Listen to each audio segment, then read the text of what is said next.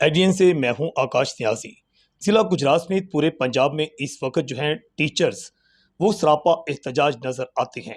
Teachers की जानिब से पूरे पंजाब में इस वक्त जो है एहतजाजी रैलियों का आगाज कर दिया गया है, क्योंकि टीचर्स को इस वक्त खतरा अपनी नौकरियों का पड़ चुका है।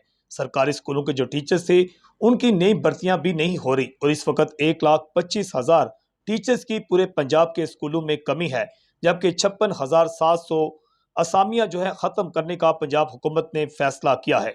जिसके बाद जो टीचर्स हैं उनमें थरथली मच गई और खौफ खराज फैल गया है और असातिज़ा की भर्ती की बजाय हुकूमत ने असामियां ही ख़त्म करना शुरू कर दी हैं और मज़कूरा सीटों पर प्राइमरी स्कूल टीचर्स जो थे उनकी नई भर्ती नहीं की जा रही, जिसके बाद इन असामियों को ही ख़त्म कर दिया गया है।